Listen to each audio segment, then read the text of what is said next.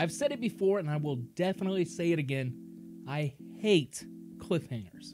But that's exactly what we got in this week's Resident Alien. They did us dirty, my dudes. I mean, how are you gonna end an episode like that?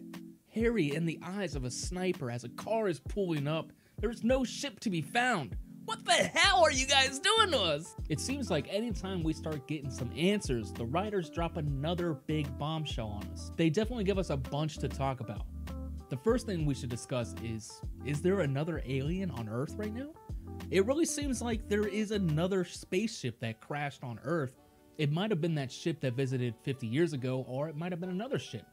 The final piece that Harry finds in the snow isn't part of his ship. It's definitely alien technology, but it didn't come off of his ship, which can only mean that Harry wasn't the first alien to crash on Earth. We could have already been introduced to the alien and not even know it.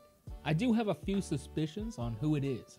The way that Harry's wife drinks the coffee in one of those scenes is really not human at all. She really acts weird too, so it might be her.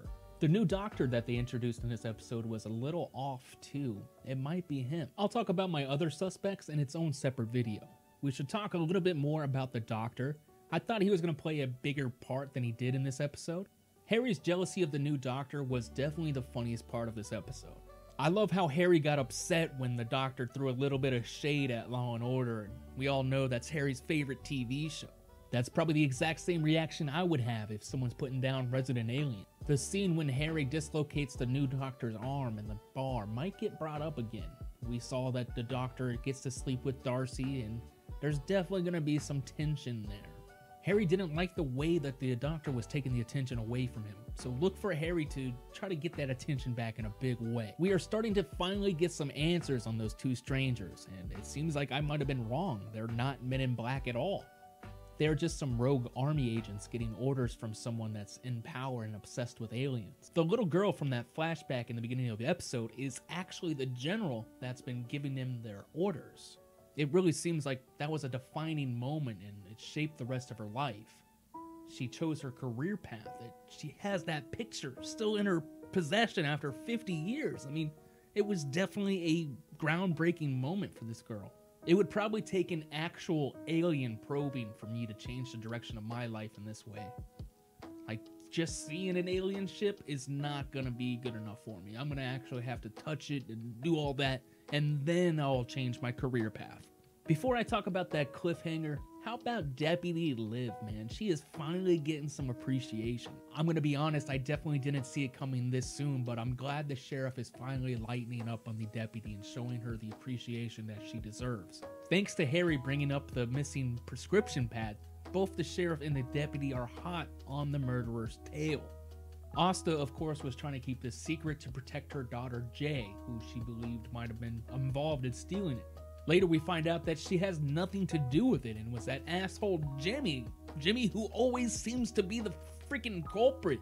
He's the one that stole the prescription pad. This might mean that Jimmy has something to do with Sam's death. We'll have to wait until the next couple weeks to find out. One thing that I am really curious about is Harry's ship. The army is now in possession of this ship. How is he going to get this thing back? Are we going to see another reappearance of Ninja Harry? The promo for next week definitely didn't give us any more answers. It gave us a whole bunch more questions. We saw Harry talking to the dead guy that he murdered that was in his freezer. Now he's talking to him. I'm guessing this is a dream sequence, but who knows with this show? I definitely don't think Harry is going to be able to do this alone. He is going to have some help from somebody that knows. Maybe those little kids? Those little kids that are going to do some Home Alone shit to the US military? That really doesn't seem too realistic though. So my bet is he's gonna have to come clean to someone in town for their help. Whether that be Asta, the mayor, someone is gonna have to come along and help Harry get his ship back. Hey, maybe that's why he revived the other Harry. He's gonna make an army of Harrys and storm the military base. One thing I know for sure is if Harry keeps on drugging his wife the way he is going to kill her. She is going to die.